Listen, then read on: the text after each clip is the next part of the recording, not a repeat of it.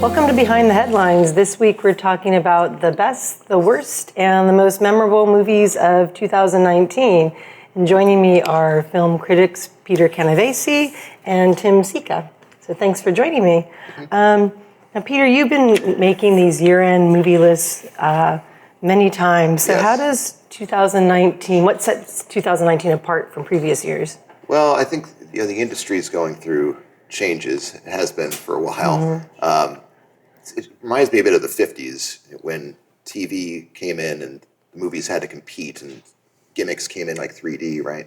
So 3D came back about 10 years ago, right? And now it's all about IMAX and Dolby Vision and anything that convinces people this is better than your home theater.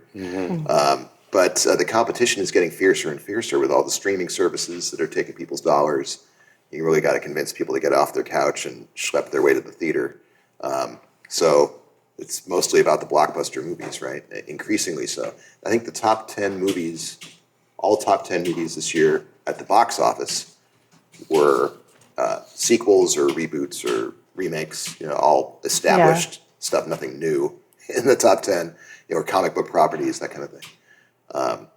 And Disney is really eating the industry. That was kind of the big story of the year. 38% of all movie-going dollars went to Disney. They absorbed Fox this year, 20th Century Fox, the venerable movie studio. It's now owned by Disney. They own Star Wars, they own Marvel, all those Marvel superhero movies. And then they launched their streaming service this year, Disney Plus, and they're putting movie-quality features on their streaming service as well. So. Peter mentioned streaming service too. That's another thing that's different about this year, at least from my perspective, is how Netflix is really coming into its own and doing a lot of hype for a lot of movies that aren't the kind of movies that Peter just described, more independent type films like The Irishman and Marriage Story and The Two Popes and Dolomite and those kinds of films. Although they did have one epic movie that they released that I wish they would have put more muscle behind, the same muscle that they put behind The Irishman, a movie called The King, which is on my top 10, which no one is talking about. But it's a movie that, and you mentioned the 50s too, it's a movie that if it had been released, in my opinion, in the 50s or 60s, it would have easily gotten a nomination, an Academy nomination for Best Picture because it's epic, it's based on Shakespeare, it's very entertaining, it's a lot of action.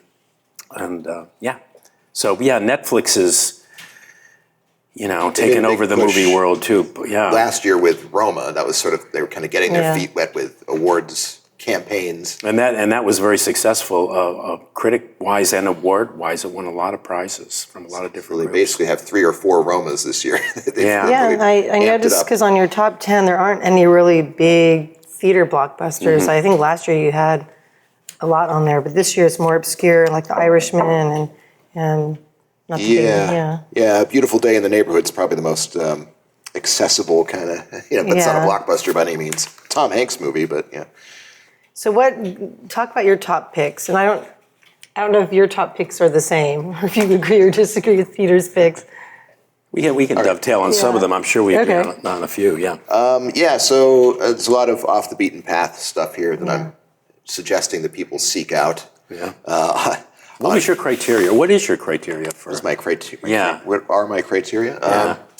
Well, I mean, it's always very subjective, right? I mean, it's really just a matter of taste. But I tend to favor, for the top 10 list, films that are on big themes, that are about something that seems relevant or important or resonant, maybe particularly for this moment. But not always, sometimes they're very just kind of classical or universal or whatever. But I like films that are distinctive, that aren't just the kind of easily consumable popcorn fare that doesn't challenge you at all, right? So I like something that's kind of intellectually lively. I mean, it can be just a very, very entertaining movie if it's impeccably done and artfully done. But whatever strikes me as movies that are near perfect or perfect, that I kind of wouldn't change a thing, those are the ones that usually end up on my list. I like the ones that don't challenge me, but Well, after a long Yeah. week of work, right? it's like There's something to be said for that too, of course. So I like watching it at home, not being challenged. Yeah. What's your criteria? It's similar. This year, it's interesting because I thought this year there were a lot of really well-crafted movies. I really struggled with my list this year, and I'm glad I had a lot of extra time to compile one. It was really difficult because nothing really stood out. And usually by this time of the year, at least 2 or 3 or 4, maybe even 5 movies will really stand out. So I didn't think there was anything of any great distinction. So my criteria this year was if the film was in any way interesting or energizing in any specific way, if it was meta. I noticed that some of my picks were kind of meta movies. Also, if it had something to say, and also if the film was maybe not as well seen as I would have liked it to have been seen, I put it in because I wanted to bring attention to it. So, three criteria this year. What was your number one pick? My number one pick was The Laundromat. You probably never even heard of it. And that's a Netflix film. It was made for Netflix, and it was all those things I described. I don't think it's going to hold up well in terms of time. Meaning, I think maybe even if I watched it again, I might not be as impressed as I was when I first saw it. But when I first saw it, I hadn't heard of it. It's based on the Pentagon Papers scandal. So it's about corporate corruption and tax evasion and money in politics, and it captures the cultural and political zeitgeist of the now. It was very meta, it was very entertaining, I learned a lot. It took very complex subjects like money and how it works in the culture and made them understandable, and I just loved it. I was dazzled by it. It also had an interesting twist ending. Meryl Streep is one of the actors in it. But and it's one of the films I wish Netflix had pushed more for awards. Directed by Steven Soderbergh, one of the greats. This reminds me of another critical conundrum with the current marketplace, which is that was a Netflix film by Steven Soderbergh. There was another Netflix film directed by Steven Soderbergh this year called High Flying Bird, but which probably would have made my top 10 list, except I could find no evidence that it kind of met the criteria. I don't think it's eligible for Oscars. I don't think it played a full week. That's the criterion for the Oscars, is it has to play a full week in New York and LA in order to qualify. And I think it just played like a kind of one-night thing at Lincoln Center. It went directly to streaming, didn't it? I think it went direct so. That's how I saw it. And they just did kind of one special event with Soderbergh. But also a really, really excellent movie, shot on iPhones. I like The Laundromat too, but I liked High Flying Bird even better. Yeah. And then you have The Lighthouse. Yeah, The Lighthouse is my number one. So it's I'm sure a divisive movie.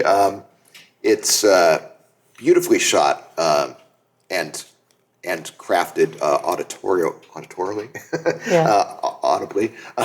It's got a great sound design as well. But if you took away the sound design, it would work great as a silent film. It's shot very much like a silent film. It's shot in black and white in the kind of boxy, format instead of widescreen, and has 2 great performances from Robert Pattinson and Willem Dafoe. Willem Dafoe is pretty close to a shoe-in for an Oscar nomination, I think, for this part. A very juicy role, but Pattinson is equally good, and they go toe-to-toe for a couple of hours. And it is a psychological horror movie, but it's also it's a symbolist drama, an old-fashioned symbolist drama, and you can read it in many ways. It's a sort of prism, I think, of meaning, but certainly it's about the fine line between sanity and insanity. That'd be the easiest thing to say about it. Yeah, I can add nothing to that. It's my number 3 on my list, The Lighthouse. Yeah, and it could have easily been my number 1 too. Okay. You said some people wrote into you and said, "What were you thinking?" When I reviewed it on KGO, I do a weekly film review on the Pat Thurston show. I do a number of reviews every week, and that was the one I raved about it because I had just come from seeing it, and it was still fresh in my mind, and I raved about it, and that was probably the movie that I got the most, not hate mail, but questioning, like, well, I went to see it based on what you said, and I absolutely hated it, and I almost walked out, and what were you thinking? Let's see, you ask an artist, and they'll tell you that means I'm doing something right. Yeah. Because people are disagreeing about it. And obviously, I think people found it very challenging. And I remember when Peter reviewed it on my radio show, Cellular Dreams, he said something to the effect that he questioned whether or not general movie-going audiences would take to it. And based on the feedback I got from the KGO piece, yeah, he was correct. Yeah. So that, I noticed Joker is nowhere in your list, is not in your best, it's not in your worst, and it seemed like there's a lot of hype, so what happened to the Joker? Right. Well, yeah, there was a lot of hype on Joker, and it was a huge movie this year. I think it was in the top 10 grossing movies of the year. Not a Disney movie, a Warner Brothers movie.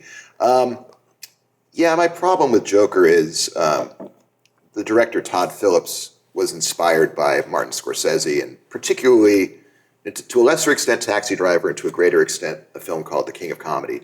The King of Comedy is a classic film, and I went back and rewatched it around the time of Joker, and they're just not even in the same league in terms of vision or thought process. I mean, he's slavishly homaging Scorsese, but he doesn't seem to know what he wants to say himself.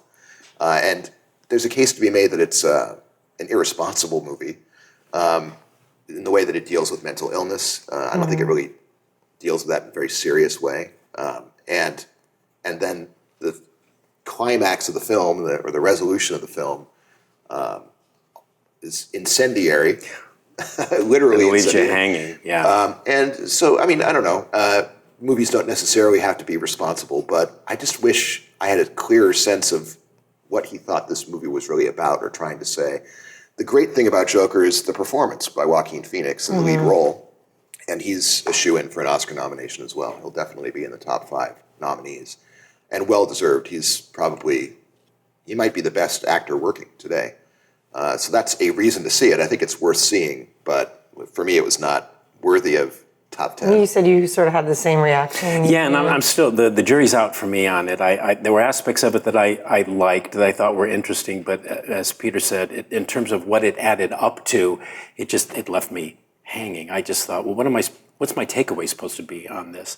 And it's been, some critics have compared it to movies like A Clockwork Orange, which deals in violence and stuff. But that movie, when it's over, you're sitting there going, wow, and you're thinking about all the different things that the film was about, and all the themes, and about choice and violence and how that figures in with society. With Joker, it was this portrait of this mentally ill guy. He worked as a clown, and he became a murderer, and then it was over. It just seemed pretty simple-minded. If you scratch the surface at all, you're not really. I mean, it was colorful and it grabbed your attention, and I don't think it was boring, but it was just, what am I supposed to do with this? I don't know. And and that could be an argument for why it's so good too, but it didn't grab me like it did a lot of other critics. And I know it's making a lot of 10 best lists. Yeah. Yeah. That's why I was like, where is it? And wait, is Star Wars anywhere? It is. No. Well, it's just, mentioned in the piece, but So what? Tell me about Star Wars. Right. Well, Star Wars. I mean, probably none of the Star Wars movies are that great, right? Even the ones that we revere, the original ones, which I loved as a kid. The original Star Wars and Empire Strikes Back. I love those movies, But this was a new low, I think, for that series. The ninth and final one, it's supposed to wrap everything up. I thought it was a big letdown. And see, I thought it was just fine. I mean, it was a Star Wars movie, and I think a lot of the criticisms that people are leveling against this one, you can say the same thing for any of the other movies. You just have to sort of go along with the ride. And I was actually kind of, unlike Peter, I was kind of moved at the end, and a lot of that had to do with the music. This particular, it was the ninth in the series, was able to quote a lot of the famous themes that John Williams had written for the other movies at certain times, which naturally were going to make you go, oh, and it did for me, and it worked for me. And I've had a love-hate relationship with all the Star Wars movies. I didn't even like the first one the first time it came out. I just thought it was dull. and unimaginative. Yeah, right? I mean, Definitely but that's why I don't like, we were talking off camera, I don't like these lists because on Facebook, when your memories come up and it comes through your feed, all my old lists are popping up and I'm looking going, really? Did I pick that for the best film of the year? What was I thinking? So my opinions change a lot. I think lists are important in that they can bring to light movies maybe that like you've never heard of. Like when I said The Laundromat, you said, what was that? But you should see it. It's on Netflix and I think you'd enjoy it. Okay, I will.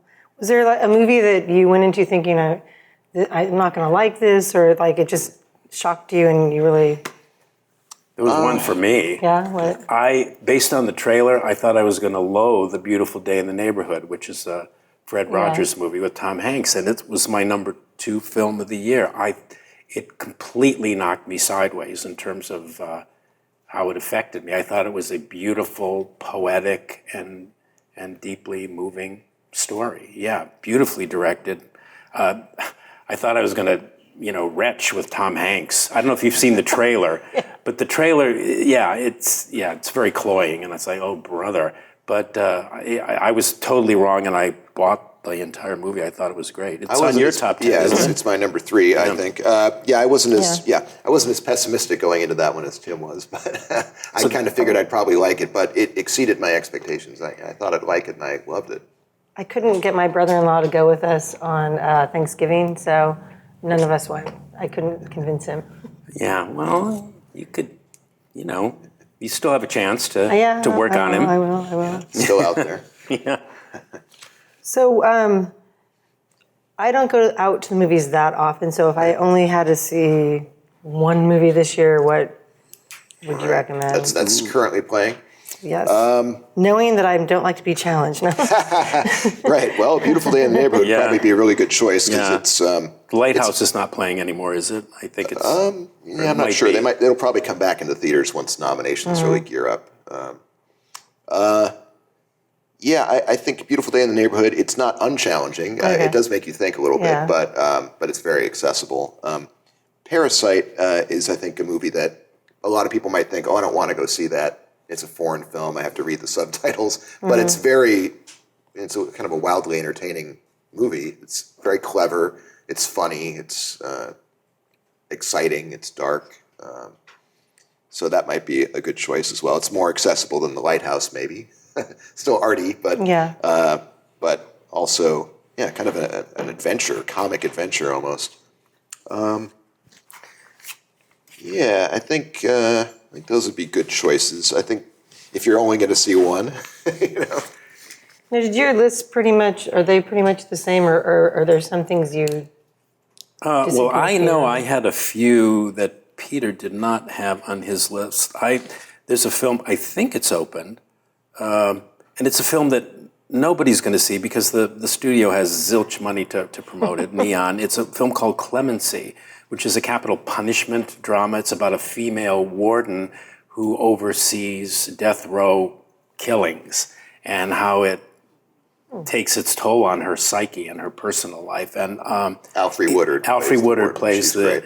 And it's a quiet, simple film that just blew me away. Is that in theaters or is that streaming? It's in theaters, Okay. or it will be in theaters. I think maybe as we speak, it's actually in theaters. I recommend that. It's a dark movie, but it's a provocative one, and it's an entertaining one. It's beautifully acted and extremely well directed. Nobody's talking about this movie at all. So that's one of the reasons I put it on my list. I wanted to call attention to it. And I could also mention my first runner-up, Little Women. That's going to be one that probably a lot of people would want to see. It's a nice movie. Another version of it. Yeah. It's like the 8th, maybe, I think. It seems like the sort of movie most people could kind of agree on, like, this is worth seeing. I was wondering, how many times can you remake the same movie? But I've talked to people who like it. They've gone to see it and they said, no, it was worth it. So. Meryl Streep is fantastic in that, too. When is she not? So, what about movies coming up for 2020? Whoa. I always have trouble with this question. I don't really look ahead very much. I'm sort of like by week, in terms of like what it is I have to look at and watch and critique. You're not anticipating anything in particular? What are the big films? The trailers? Black Widow, I saw the trailer for that. That's Nah. going to be the first, like kind of the first out of the gate for the summer, I think, from Marvel. Mm-hmm. Yeah, I don't know. I'm drawing a blank. Yeah. That's we sort of do things by triage, I think, when we're film critics. And for me personally, I don't like to anticipate too much. I don't like to even watch the previews if I can avoid them. I only watch them when I'm forced to. If I go see a film that's in theaters and I have to kind of sit through them, I try to go late so I don't see many of the previews, because I don't want to go in with a preconception about the film or with expectations. It's inevitable that you will sometimes, and we don't see trailers as a rule because they do press screenings for us, which don't. The movie just starts generally. Yeah, but I don't seek them out. I don't like go onto YouTube and watch the trailers or anything. And that's a question I get asked all the time on the air. Like, have you seen the trailer for such and such? Like, no. Well, it's been playing for 2 months. No, I haven't seen it. I'm glad I didn't ask you that. You want to go in fresh and with an open mind. With an open mind. Because Beautiful Day in the Neighborhood, I mean, I just said, oh. But I went on the strength of the director, who did a film last year called Can You Ever Forgive Me?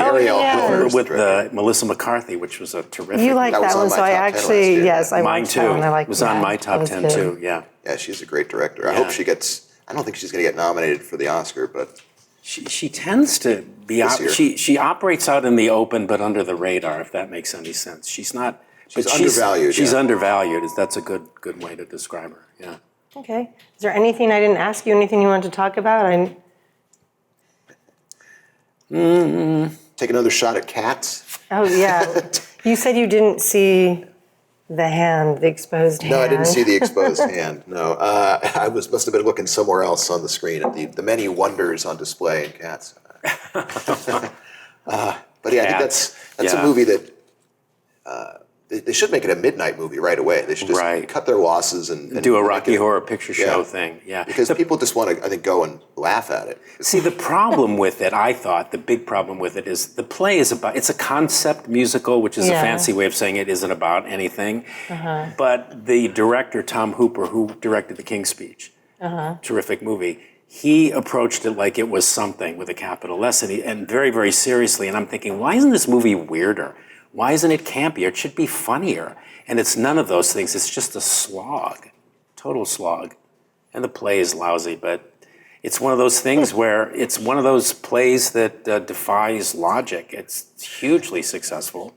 I think it's grossed like $3.5 billion worldwide as a musical play. But those things never transfer well to film. And talking of musical movies, I would also like to throw in that Rocket Man, which is really a movie musical, the best musical of the year, I think. Yeah, I would say so too. Is so much better than Bohemian Rhapsody. We were talking about that earlier off mic. And I think it's a shame that because Bohemian Rhapsody came first, I think this one's probably not going to get any awards love to speak of. It's up for Golden Globes for musical/comedy, but I don't think at the Oscars it'll register probably. But much better movie, more deserving. And Taron Egerton, very good as Elton John. He's more deserving, I think, than last year's Rami Malek. Best Actor winner. Yeah. And they were really giving it to Freddie Mercury, you know. Yeah, I think so. So seek that one out if you want a musical instead of Cats. No, I'm not. I'm staying. I like Cats, but not the movie Cats. All right. Well, the big. I'm not giving anything away, but what Cats wants you to take away from it is that a cat is not a dog. That's the message of Cats. All right. I think I already knew that, but okay. Well, if you don't want to be challenged, right. It's a good way to go. All right. Well, thanks for coming in and joining us once again. Sure. Thank you for having me. Yeah, this is always fun. One of our favorite, behind the scenes. So this wraps up this edition of Behind the Headlines. Thanks for joining us. If you want to stay up to date on Palo Alto news, go to paloaltoonline.com or follow us on social media.